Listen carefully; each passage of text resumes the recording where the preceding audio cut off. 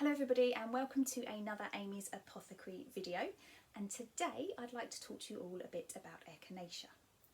So around this time of year I always start getting questions about Echinacea from people, and the most common question I get asked is how long should I take Echinacea for before I need to take a break?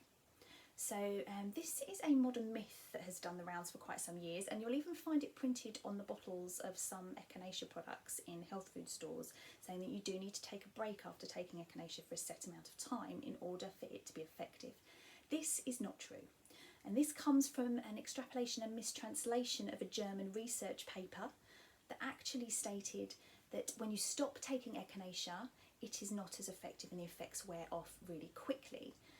And it was mistranslated to say that we need to have a break from taking the Echinacea and stop taking the Echinacea for it to be effective. So this is not the case. So if you would like to take Echinacea throughout the winter, once you start, you don't need to take a break. So Echinacea has many medicinal qualities and actions, too many for me to talk about in a quick video, so I'm just going to talk over the main ones that people like to take it for. So it's hepatoprotective, so protects the liver. It's really anti-inflammatory, and the main thing people like to use it for is it's an immune modulating herb. So enhances our body's immune system function.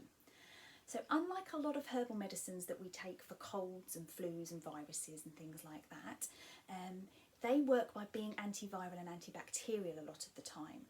Echinacea actually works by enhancing our own body's immune system, enabling it to better fight off infections. So the research that's been done around Echinacea has shown that it reduces your risk of catching an infection in the first place. If you do catch an infection, it reduces the severity of symptoms and the length of the infection, so you recover faster.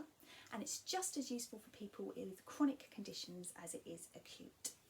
So it's really useful, and there's a lot of research around its use in tonsillitis, colds and flus. It's good for arthritic conditions. There's a lot of research going on at the moment as Echinacea as a cancer preventative, and also alongside chemotherapy treatments.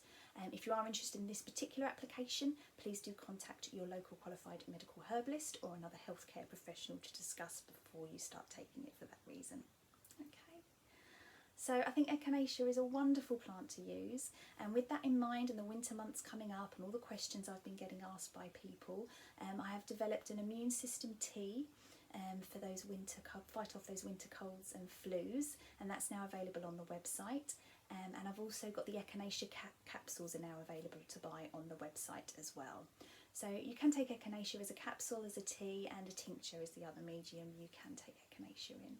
So it's one of the things I use regularly throughout the winter, and I think it's really nice that it's traditionally been used for such a long time for infections to such great effect that when it first came over to the West, we were sort of in disbelief at how effective it was.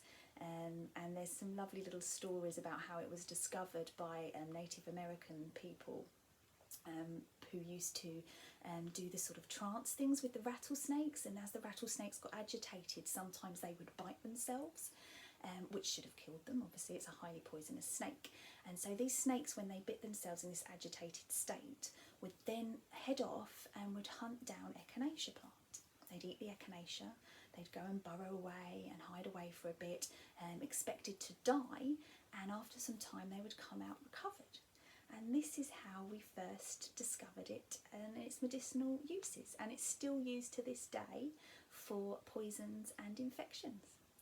So I think it's a lovely herb. I'm not going to go into too much depth over Echinacea with you all, but if you do have any questions, just give me a call, drop me an email, or pop a comment under the video. Take care, thank you, bye.